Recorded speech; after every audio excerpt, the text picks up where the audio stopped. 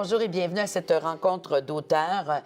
Cette fois-ci, nous traitons de l'inclusion scolaire et ce livre, L'inclusion scolaire, ses fondements, ses acteurs et ses pratiques, publié aux éditions de Bock, est présenté par Luc Prudhomme, Herman Duchesne, Patrick Bonvin, Raymond Viennot. C'est sous leur direction et 33 collaborateurs aussi y inscrivent leur approche à l'intérieur du livre.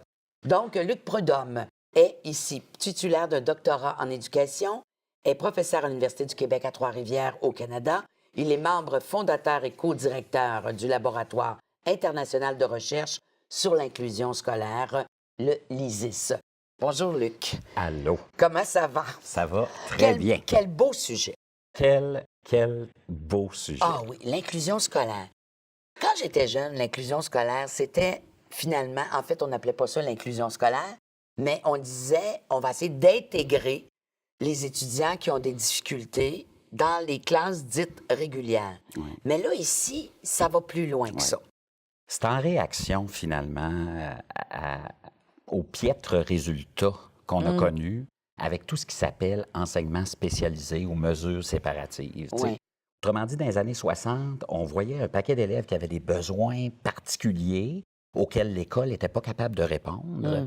Puis là, on se disait, qu'est-ce qu'on peut faire pour les aider à se rapprocher d'une norme? Fait que là, on a mis en place les classes spéciales, mais on s'est aperçu que les élèves qui rentraient dans une classe spéciale, ils n'en sortaient jamais ou ils en sortaient peu.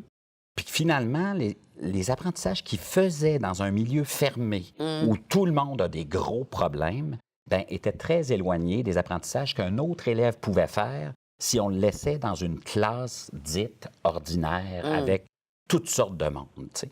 Fait que finalement, on a épuré beaucoup dans les 40 dernières années les classes. Dès qu'un élève était un petit peu en dehors de la norme, bien, on avait tendance à le tasser et à dire il a besoin de quelque chose de particulier pour son bien. Oui. Mais en même temps, ce qu'on s'apercevait, c'est que pour son bien, bien, il apprenait beaucoup moins, puis il était reclus, il était un peu exclu du lieu commun qui s'appelle la classe où on veut former nos futurs citoyens. Tu comprends? Oui. Alors, donc, l'inclusion scolaire, c'est beaucoup plus que juste cette dimension de dire, bon, ça va plus loin, ça va dans le développement social, de la citoyenneté chez l'élève. Est-ce qu'on pourrait dire ça? C'est plus large? Oui, ça fait, je te dirais, là, ça fait environ 25 ans que la communauté anglophone en parle, puis qui voit la pertinence de repenser l'école. Oui. Puis repenser l'école, ça veut dire sortir du contexte normatif. Autrement dit, si on parle d'inclusion scolaire aujourd'hui, on en parle dans une perspective de dénormalisation. On n'est plus là pour amener tout le monde dans un moule, mais on est là pour essayer d'aider un maximum de jeunes à progresser, à aller le plus loin possible en fonction des aptitudes, des expériences, des défis aussi, puis je dirais même des déficits qu'il peut avoir dans son cheminement puis dans son développement. Mais l'idée, c'est vraiment de dire, est-ce que l'école peut créer des situations, des tâches, des activités qui sont un petit peu plus diversifiées et qui vont permettre justement à la diversité des élèves de trouver comme, je peux réussir. Mais je peux réussir si c'est toujours des tâches papier-crayon. Bien, tu as certainement une gang d'élèves qui vont moins souvent réussir que d'autres. Mais tu sais, tu peux avoir des tâches qui consistent à construire quelque chose. Puis tu peux comprendre des concepts avec plusieurs langages symboliques. Mais ce livre-là, dans le fond, nous expose, entre autres, dans ce que tu dis, ça, c'est les fondements, mais tous ces acteurs-là aussi, les personnes responsables, je pense aux directeurs d'école, je pense aux enseignants même.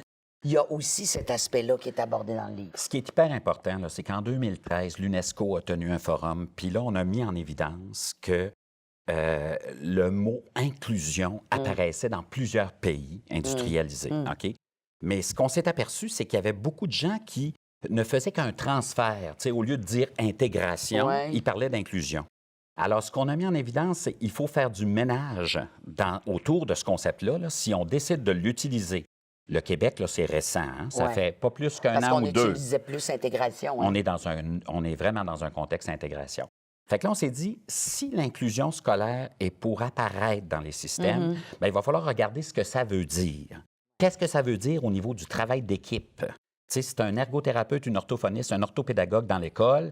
Elle n'est pas là juste pour un élève qui a officiellement un diagnostic. Oui, oui. Tu es là pour aider tous les élèves à apprendre. Donc, c'est beaucoup plus d'amener différentes expertises au service de l'enseignant qui a un groupe. Il va toujours avoir un groupe hétérogène. Ouais. OK?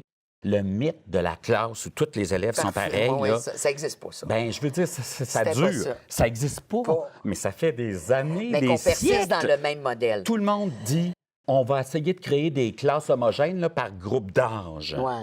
Puis là, ben, de temps en temps, s'il n'a pas appris ce que je pense qu'il devait apprendre à ce groupe d'âge-là, Ouais, ben, je vais le ça faire marche pas. doubler pour qu'il soit avec un autre groupe d'âge, Ouais. mais qui ait les habiletés assez semblables. Tu comprends?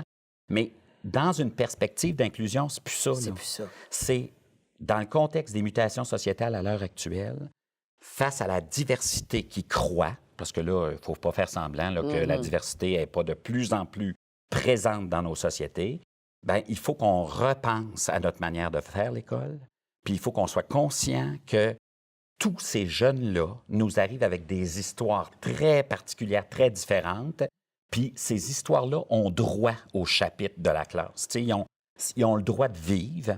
Fait Ouais. que ça demande que les enseignants repensent. Il faut sortir de l'enseignement magistral. Alors, donc, ici, ben, ça, je trouve ça très, très intéressant. Donc, ici, on a à la fois la perspective québécoise, mais aussi la perspective européenne. Oui. Et vous êtes quand même 33 Oui. à collaborer dans... Ça, c'était vraiment...